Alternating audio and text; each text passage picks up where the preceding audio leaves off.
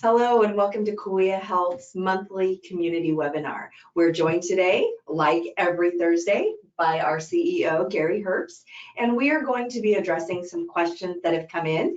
And like always, our chats are live, so feel free to chat in if you have a burning question that you would like us to answer. One of the questions that came in, well, first of all, Gary, welcome. Yes, thank you. Welcome. My mind's You're going just a million jumping right in. Yeah, okay. yeah. All right. Welcome to our September webinar.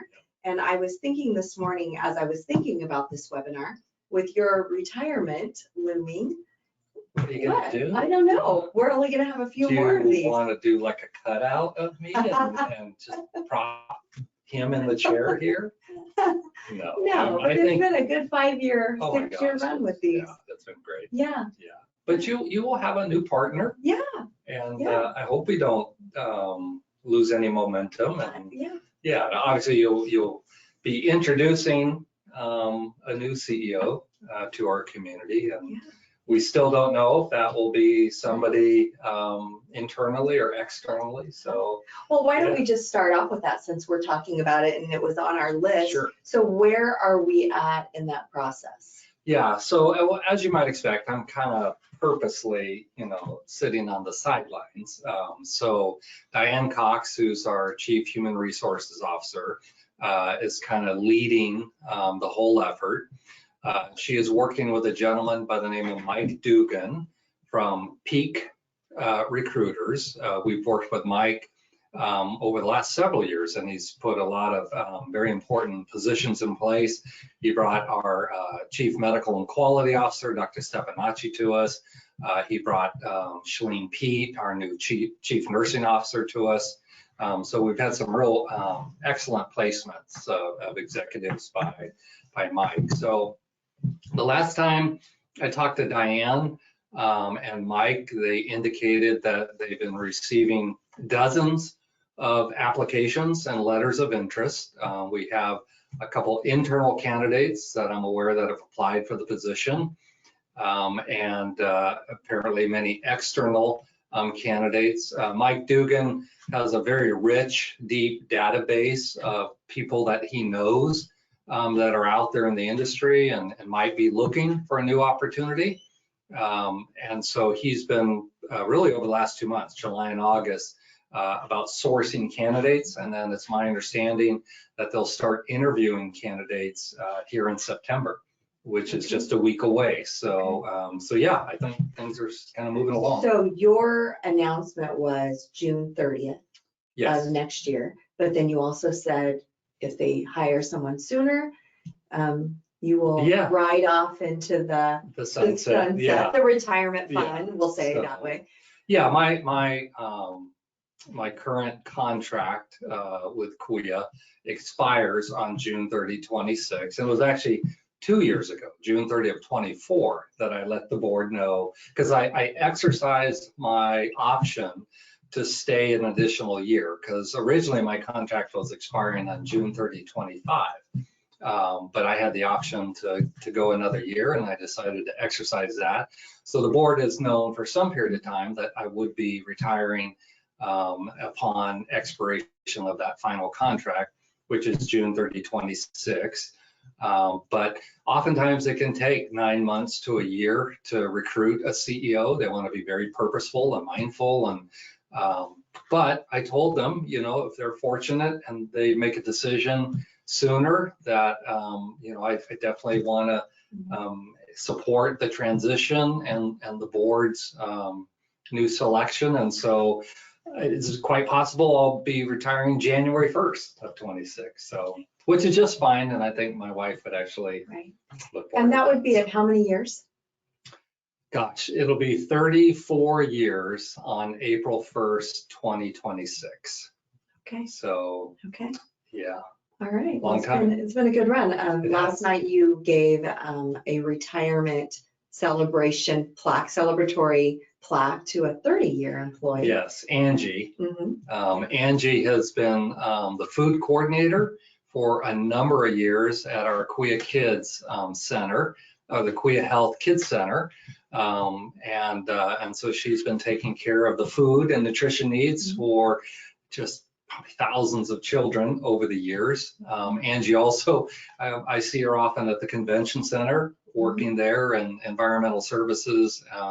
She's just such a delightful person. And so, yeah, last night we got to celebrate her retirement after 30 years with Kuya. And so it was fun. All right. Yeah. So one thing you probably won't miss when you leave this place is social media. And speaking of social media, it's been a crazy week. Yeah. Actually, I'm not a social media junkie by any means.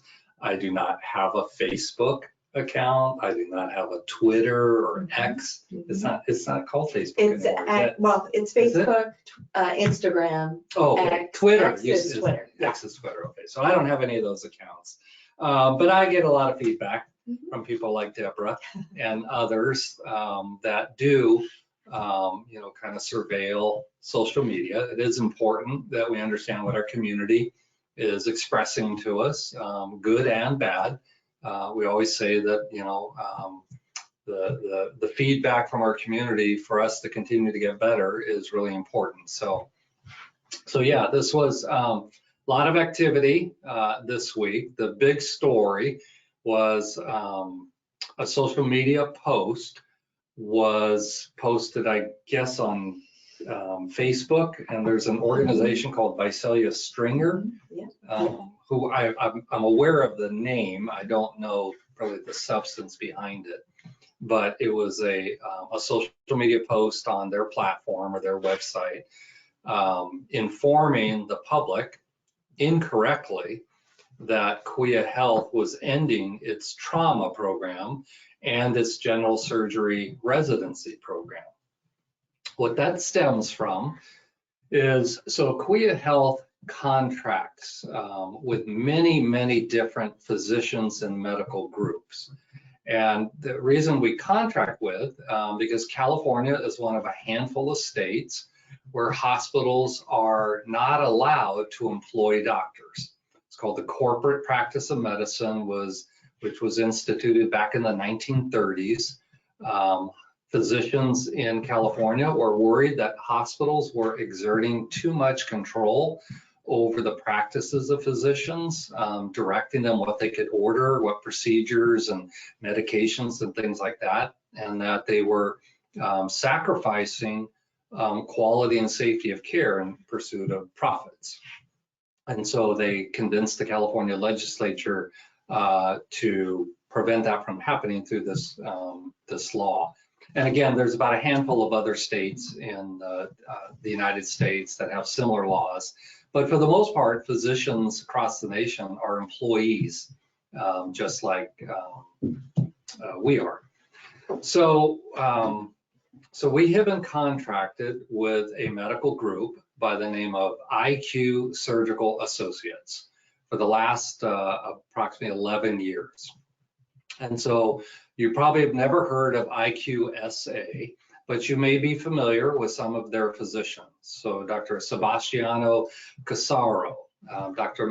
Abi Mashesha, Dr. Nagapala, Dr. Kalani, Dr. Kirkpatrick, Dr. Kesava, and then Dr. Rasmussen. So those are the general surgeons that are a part of IQSA. So Kuya contracts with that medical group to provide general surgery services to our emergency department and our trauma program.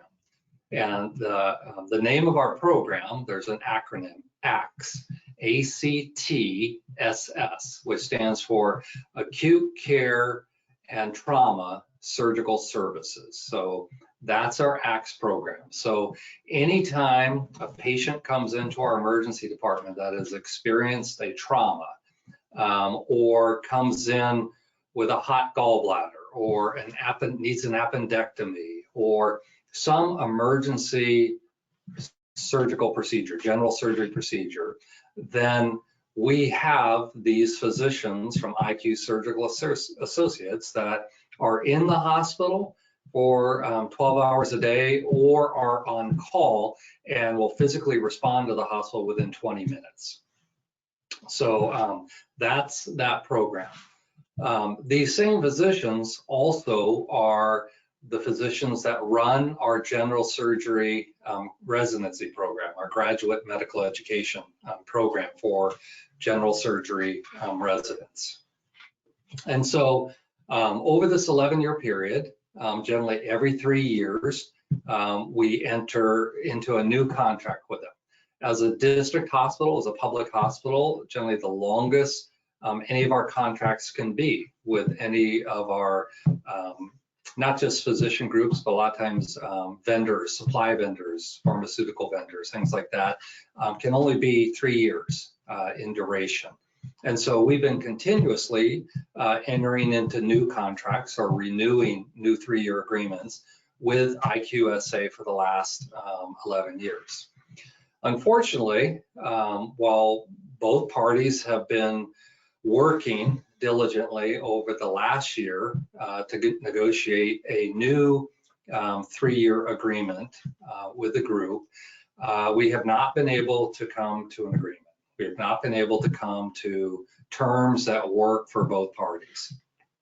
And so the agreement was set to expire, the current agreement, on July 31st, just last month of this year. And we've been extending it month by month, sometimes 1 month at a time, sometimes 2 months, as we work through our negotiations. So that final extension which was probably the, I don't know, 7th or 8th that we've extended over this last year period, is we got to the end of the most current extension, July 31st. I met with Dr. Mashesha, Dr. Casaro, Dr. Kailani, just 2 days before it was going to expire. And I said, I think we need more time. We appear to be at an impasse. And I asked for an additional 2-month extension.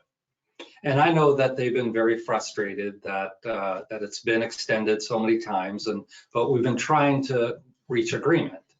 And the hospital, again, not just as a public hospital, but as a hospital in general, when you contract with physicians, it's a whole lot different than contracting with a supply vendor or, you know, a housekeeping vendor or just any, and we contract with many, many different vendors of supplies and drugs and food and stuff like that. But when a hospital is contracting with a medical group, it is very, very different. You are subject to very strict federal laws like Stark and anti-kickback, and we're required to actually engage a third-party fair market value consultant that's been approved by the Office of Inspector General that basically stipulates how much we legally can pay to a physician group for their services. And if you go outside of that, then you are at risk of violating federal law. And that can be frustrating to physicians who would think this would be a normal arm's length transaction and negotiation between a buyer and a seller of goods or services, but it doesn't work that way in healthcare. And sometimes that can really protract that negotiation process. But nevertheless, we got, 2 days before the expiration, and I asked for a 2-month extension, hoping that we could continue and finally arrive at mutually acceptable terms. But the group decided not to accept that extension. And so they were unwilling to extend it any further. And the terms that were on the table from us were not acceptable to them, and their counter proposal was not acceptable to us. We also did not think that it would meet the fair market value standards that are stipulated by federal law. So what that did, in essence, is there's language in the current contract that says if the parties are unable to reach an agreement and essentially are at an impasse, then the contract terminates on the expiration date of July 31st and will continue to run for an additional 6-month period until January 31st, 2026, to allow both parties to wind down. So we are both obligated under the contract to continue to fully provide those acute care and trauma surgical services, and Kauai is obligated to continue to pay for those services over this 6-month period. Both parties extremely disappointed that we were not able to reach an agreement, but it happens. Not just at Kauai, it happens all over the country, hospital after hospital. It's just a reality of the business nature of healthcare. So we, Kauai, as soon as we learned of this from IQ Surgical Associates, immediately started reaching out to other surgical hospice programs that operate across the country. We've received formal proposals from 2 different companies, one called SAMG, S-A-M-G, which stands for Surgical Affiliates Medical Group. They're based out of Sacramento. They currently operate the acute care and trauma and graduate medical education surgical programs at Long Beach Memorial, down south, at Kern Medical Center in Bakersfield, and at Mercy Sutter Hospital in Sacramento. All 3 of those hospitals are level 2 trauma centers, and we're level 3. Kern Medical Center has a general surgery residency program that SAMG runs. And then another company called Surgicalists Inc. We have a proposal from them as well. So I am, based on our conversations, actually SAMG is coming on site next Tuesday, where we get to learn more about each other. I am highly confident in my discussions with them and my team's discussions that SAMG will be able to step in seamlessly and continue providing these services after January 31st. It is always possible that some of the existing general surgeons, oftentimes when a hospital makes these transitions, that the existing surgeons are invited by the new company to work with them. So that's quite possible, although we haven't had any discussions around that. But I just, really the takeaway here is, despite all the misinformation that has been out there on social media, Kauai has absolutely zero intention of ending our trauma program or our general surgery residency program. Neither of them are at risk. In fact, we hope with this change that we will actually continue to grow those programs, that we will be able to recruit additional general surgeons to our community. We've already had 4 very capable general surgeons that are deeply experienced in graduate medical education. They've already reached out to Angel Smith and Dr. Stefanacci, who oversee our graduate medical education program, expressing their interest in coming to Kauai and being very involved in the leadership of our graduate medical education program. So I'm going to invite the existing group, IQSA, if they, even though they rejected our request for an additional 2 months to continue negotiating, I got the impression from last night's board meeting and all the commentary that was offered by them and some of their colleagues that they want to continue with negotiations. So it was a bit confusing. But I'm going to reach out to them today and invite them to submit a proposal that we will evaluate side by side with SAMG and the Surgicalists Inc. Organization. And so it's possible that we stay with the existing group. But if we make a determination that they are not able to provide the full extent of the services and within both the constraints of fair market value as well as just financial affordability, then we may find ourselves going in a different direction. Another takeaway from this is, if you ever see anything on social media reach out to us directly. Yeah. You guys can reach out to me at any time. And I did have people texting going, is this true? Is this true? Because those posts catch like wildfire. And then pretty soon it's like, people are like, what? And yeah, let me elaborate a little bit further. So last night we just had our normal monthly board meeting. And at the beginning of every board meeting, Mike Olmos, our president, invites anybody from the public that would like to speak to the board relative to any item that's not on the agenda. And so a discussion about the surgical hospitalist program acts was not on the agenda, but we probably had close to 75 members from the public. The vast majority of them were physicians and residents, but also a couple of people from the community.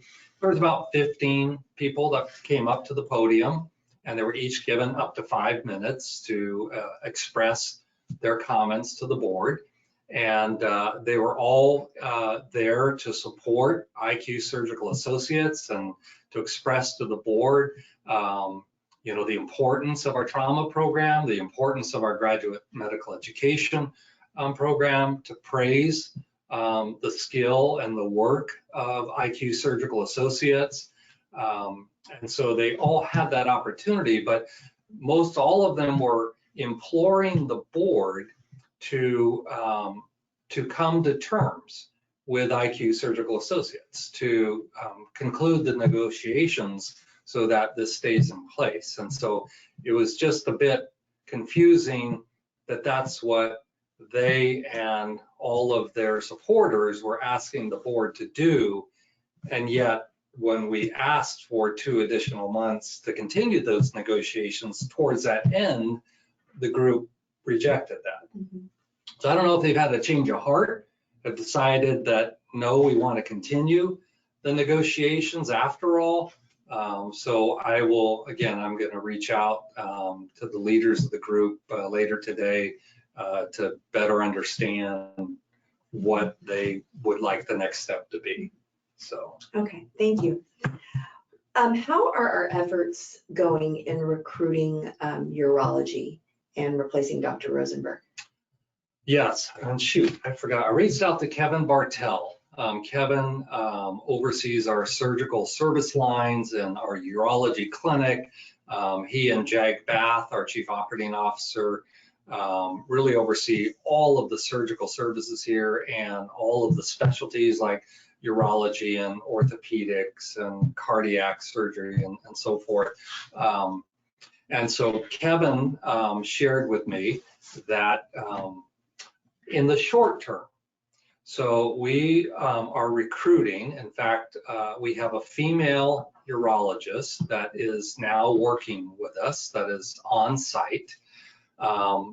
And she is what's called a locum tenens physician. It's Latin, and essentially a temporary physician.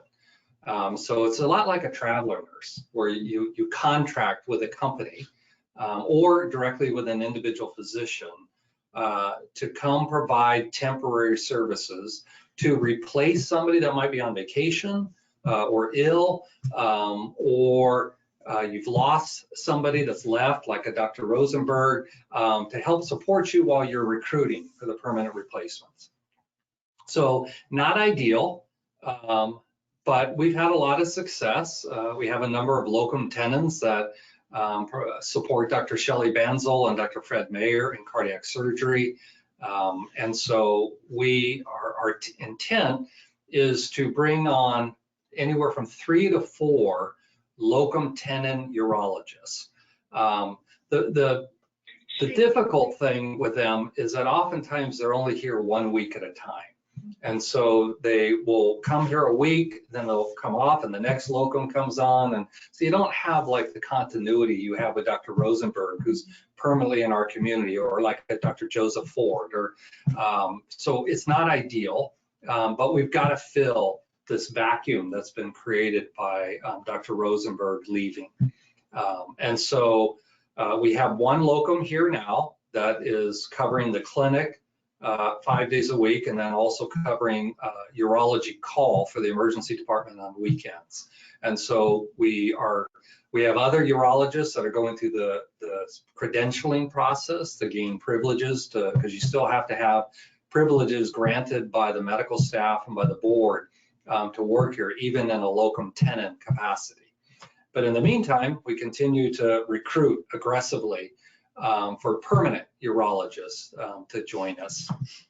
And we hold out hope that someday Dr. Rosenberg returns. So Dr. Rosenberg, who I believe is from Israel, is not eligible to sit for his boards, become board certified in urology, until he completes a period of training with an accredited academic medical center.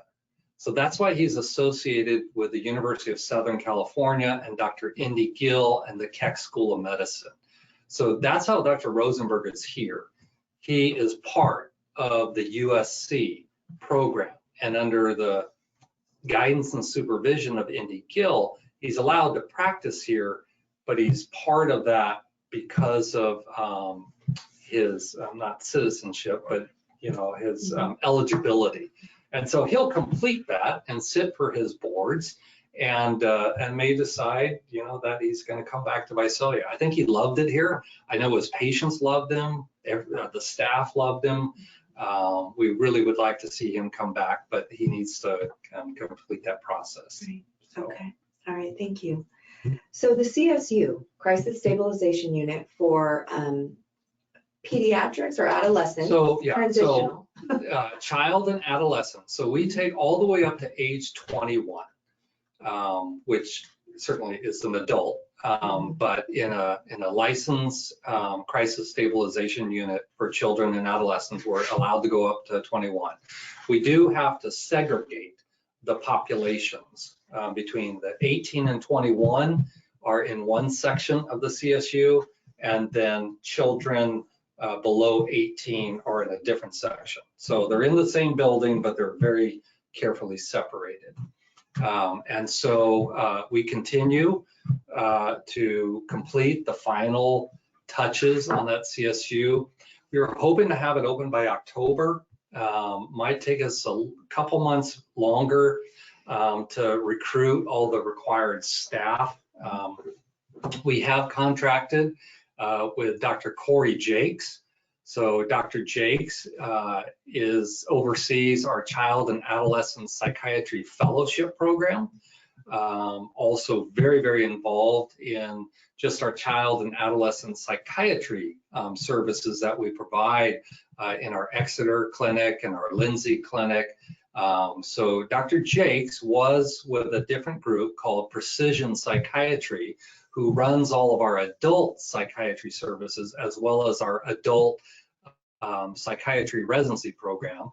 Dr. Jakes was with them, but he left. In fact, I think his last day with them is August 31st. So on September 1st, he becomes an independent psychiatrist. And so he proposed on the CSU program. So he will oversee the psychiatry side of that. So the nurses and staff, the MAs, the security staff will all be CWEA employees.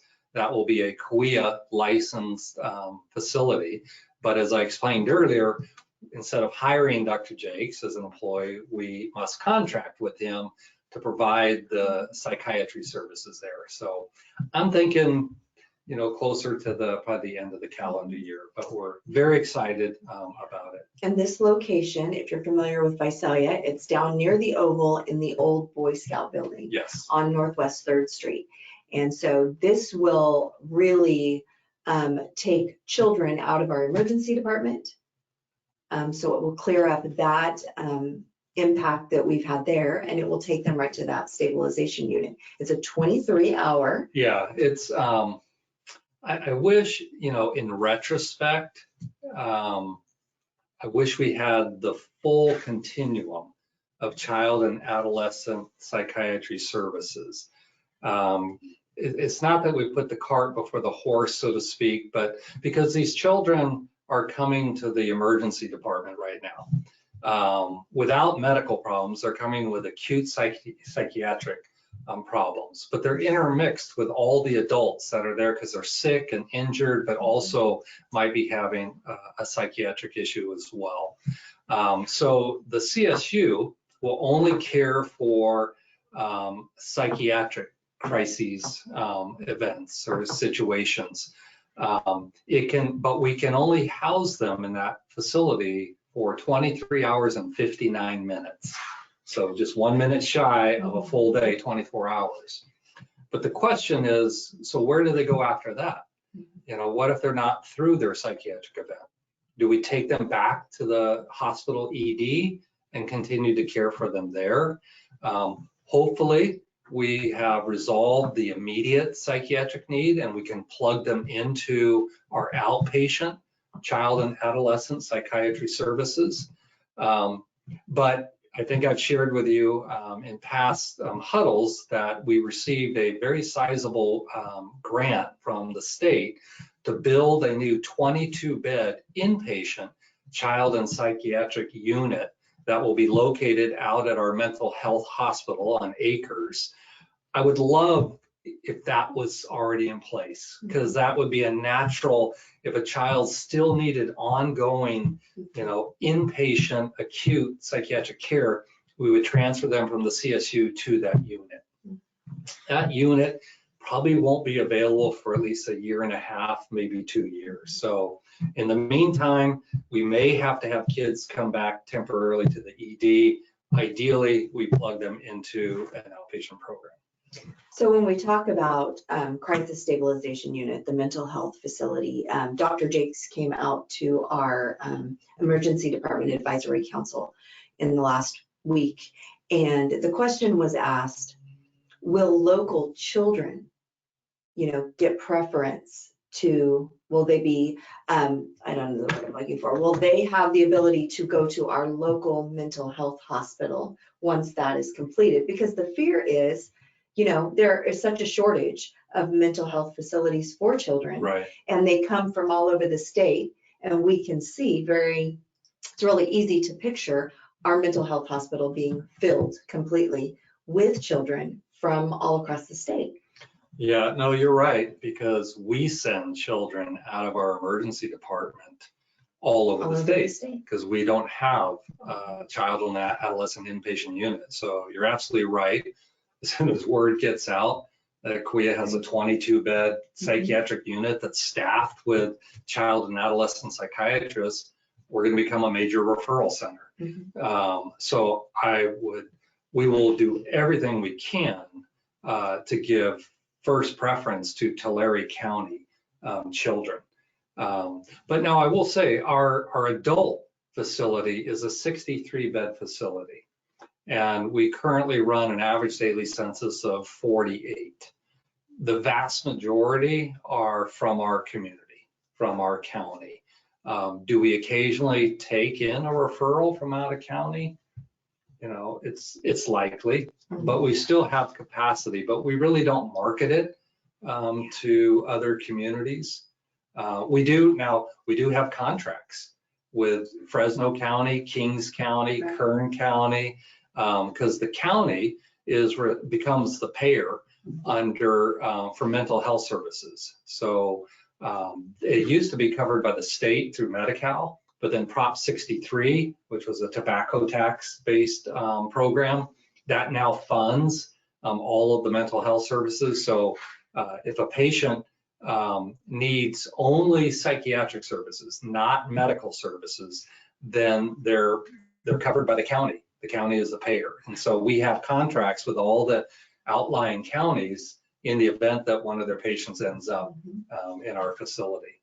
But we definitely want to give first preference to our own community. Right. And just to remind everybody, the county, the partnership with the county, and that grant actually paid for the building. Yes, so through the county, and we greatly appreciate our partnership with the County of Tulare and Health and Human Services and the Board of Supervisors. They were instrumental in helping us jointly secure this BCHIP grant. So again, feeling, a certain and appropriate obligation, responsibility to support the county and its residents. Right. And speaking of the county, we have another partnership with them in that we are leasing a part of the Cigna building that's owned by the county. Yes. So yeah, does it still have the Cigna name? It does. And we'll probably always call it the Cigna building because it was first occupied by the big health insurance company called Cigna. And I think they occupied the entire building, and then they moved out as they were consolidating. The county bought the building, and it now houses the sheriff department, the Tulare County the registrar office. I think there is a testing center there that when you need to take a formal test for whatever it might be, there's a controlled environment where they do testing. A lot of our patient accounting folks are in that building, so we currently lease space from the county for patient accounting, but we entered into a new lease agreement with them to develop a medical office built or site inside of that building. So we're nearing completion. We're very excited about that. And so this is going to be one of our avenues for recruiting new physicians to our community. That says, great, I'll come, but where am I going to work? There is not a tremendous amount of medical office space that's available. So this is really going to open up Cahuia's opportunity to bring more physicians to the community. And in Cahuia style, we are naming it Acres Clinic. Cahuia Health Acres Clinic. Just like we have the Monroe King and the. Makes it easy to remember, right? Yeah, we're really original. Okay, so I know top of mind for you is the big beautiful bill. Or we're not allowed to say that anymore, right? HR1. And I know you guys are working feverishly to protect Cahuia, to figure out how it's going to impact Cahuia. Do you have any updates on that from last month? Yeah, so a couple things. Last week, 2 weeks ago, I attended a 2-day retreat of the District Hospital Leadership Forum. So the 33 district hospitals that operate in California. About 13 years ago, we formed an association called the DHLF, District Hospital Leadership Forum. I'm the current president of the forum. And so we held our annual retreat about a week and a half ago. And as you might imagine, HR1 was almost the singular topic of that retreat. And so we learned a lot about it. And then just yesterday, I spent 2.5 hours on a Zoom meeting. That was rather agonizing to sit there for 2.5 hours, but not move your eyes, you had to stay tuned. Yeah, so I was invited to join the Anthem Blue Cross Hospital Relations Committee.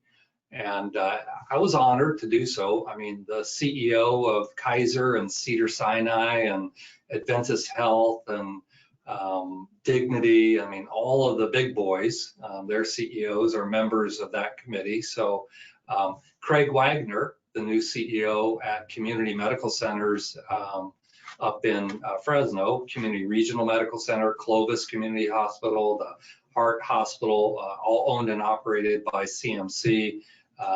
Craig Castro retired and Craig Wagner was named their new CEO. So he was just introduced yesterday as the newest member. So I was glad to see another Central Valley hospital there. But again, the singular topic was HR1, the one big beautiful bill.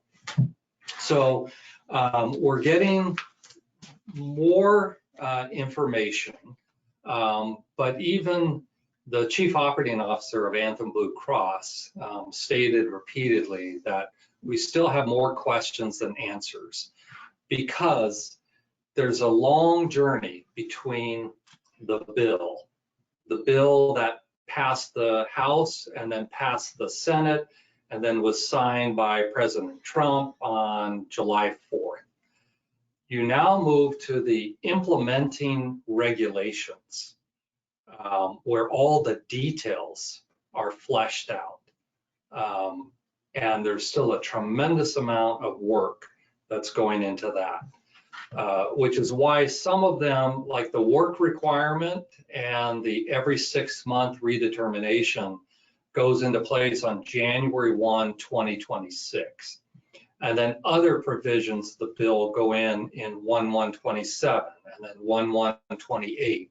And that's to give CMS, the Centers for Medicare and Medicaid Services, the time to work with all the states to build the infrastructure and to create those implementing regulations.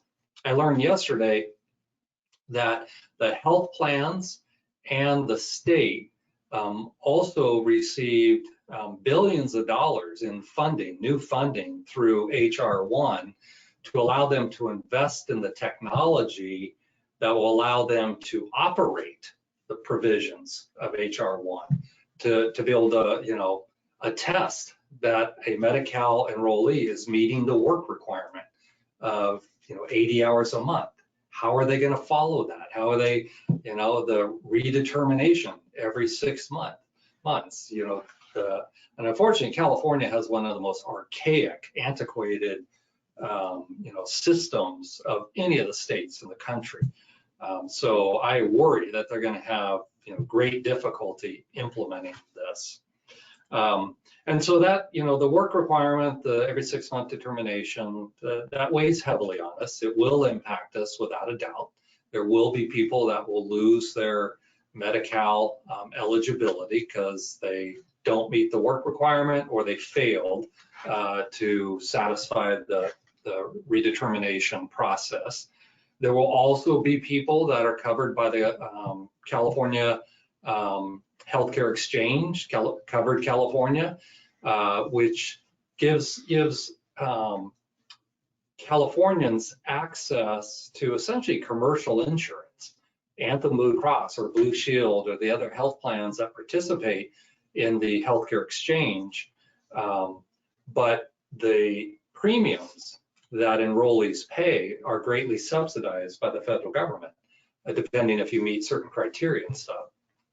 You don't qualify for Medi-Cal, but you don't have employer-based insurance or you can't afford it, and so you are living at a financial level that you're eligible for these premium subsidies under the federal government. Well, those are expiring on December 31st of 2025.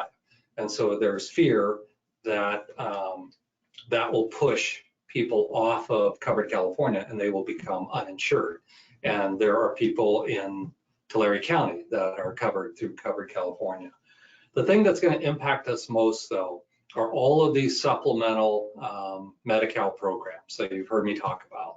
You've heard about the provider taxes, which is Proposition 52 that passed a number of years ago. The voters approved to make that a permanent program in California. It's called the Hospital Quality Assurance Fee, or HQAF.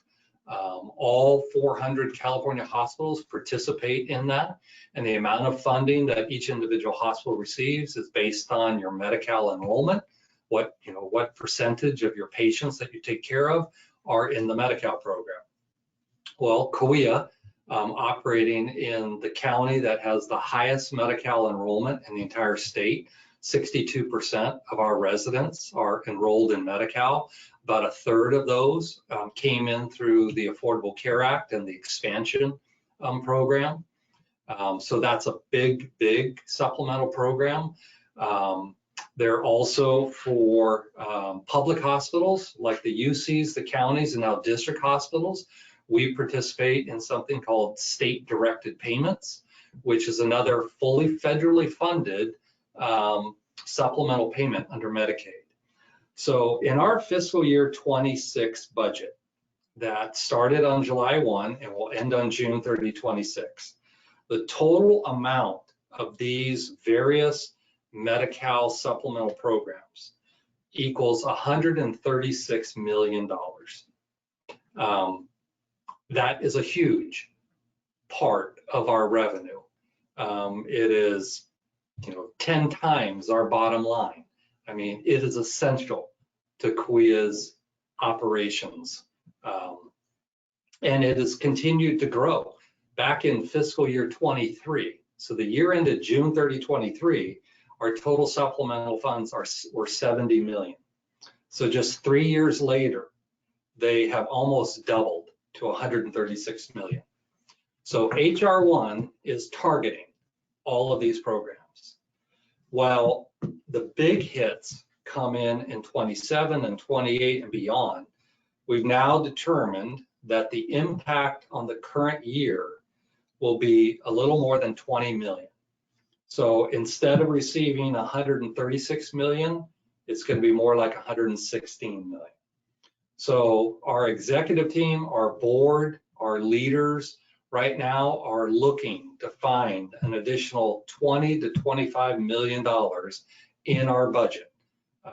Increasing revenues, looking to potentially develop new services, but finding areas that we can trim our sales and cut expenses. Then after that, as these programs like the state directed payments, right now we actually receive more than what Medicare pays us, and so as a percentage, it's probably close to 160% of Medicare. Well, by a certain year, those will be ratcheted down by 10% a year until it equals Medicare rates. So no longer equal to the 160% of Medicare, it eventually will come all the way down to Medicare. So in fiscal year 27, we'll see another $14 million cut. In fiscal year 28, another $15 million cut. In fiscal year 9, another $11 million cut. So just going out to fiscal year 30, so the year that will end June 30, 2030. So what, a little over almost 5 years from now. So just in the first 5 years of the 10-year bill, we will go from receiving 136 million in supplemental Medicaid payments down to 74 million. So over that 5-year period, we will receive $62 million less per year than what we currently are receiving. So yes, it will have a significant impact to CWEA. The only positive side, the only silver lining is that, it kicks in. The cuts get deeper and deeper and deeper, giving us some time to implement, changes in the organization to become more efficient, more lean, more cost effective. We're trying to do it, trying to stay away from our employees and our workforce as much as possible, to do it through attrition. When somebody leaves, and our turnover rate is about 17 to 18% a year. So obviously when a nurse leaves, a bedside nurse, we have to replace them. But when an accountant leaves, when an analyst leaves, when somebody that's in an administrative or support role, can we maybe not fill it? Can we find something to stop doing so we can keep doing this and have our existing staff take on that responsibility? So you can only go so far with that. But that would be, we still have about 350 open positions. And so we are pouring over that, particularly looking at those that have been open for a while. And somehow we've managed to continue to operate to get the work done without having that position filled. Can we permanently remove it and just simply not fill it? And so we're doing that. We're renegotiating contracts with vendors, supplies, drugs, food services. Can we, renegotiate contracts with health plans? Although California created the Office of Healthcare Affordability, which is capping the amount that hospitals can be paid from Medicare, Medi-Cal, and commercial insurance companies. So even though I'm taking these huge cuts in Medi-Cal funding, I can no longer turn to Anthem Blue Cross or Blue Shield and say, hey, I need a 6% increase from you. I need an 8% increase to help offset these losses. That's what hospitals have done for eons. That's called cost shifting. And I recognize it puts it on the backs of those like us that are working and get our insurance to our employer, and it costs more higher premiums to our employers. And so you always got to balance that out. But now the state, through the Office of Healthcare Affordability, has set a ceiling of 3.5%. So the most that I could get collectively from our commercial insurance carriers now is no more than 3.5% this next year. And the year after that, no more than 3%. And it's not aggregating. I could say, well, my reimbursement from Medicaid has plummeted. So if you look at my revenue overall, it's flat or has gone down. Nope, it's segmented, payer by payer. So you can't get any more than 3.5% from Medicare. You can't get any more than 3.5% from Medi-Cal. You can't get any more than 3.5% from your commercial payers. So you don't get to aggregate all of it. So the Office of Healthcare Affordability is a mess, I will tell you. They are clueless. They have no idea what they're doing, but they're moving full speed ahead. I tell you, right now there's no enforcement. But what do you do when your labor costs skyrocket? Your dependency on traveler nurses, your drug costs go up 15%.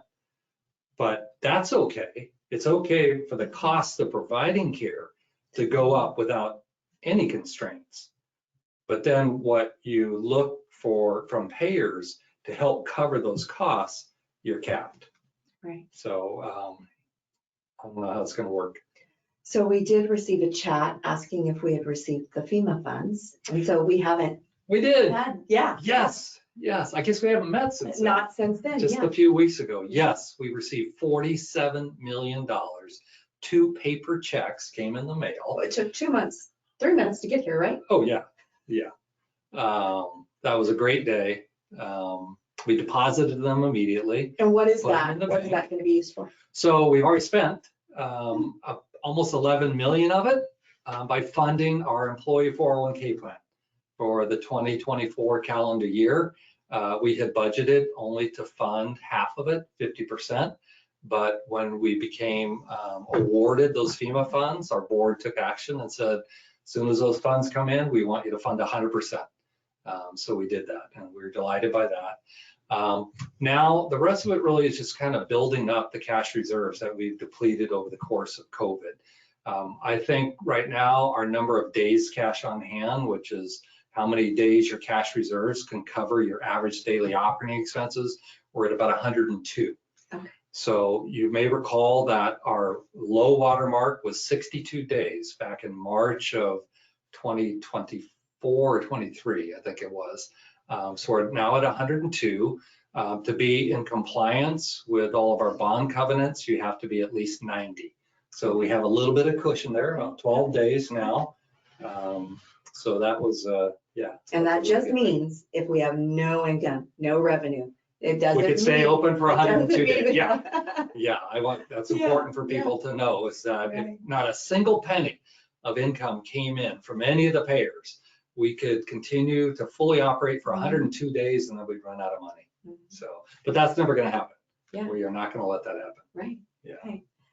Okay. Well, Gary, we are coming to the end. All right. So let's thank everybody for joining. Yeah. Thank you again. I really appreciate everybody hanging in there.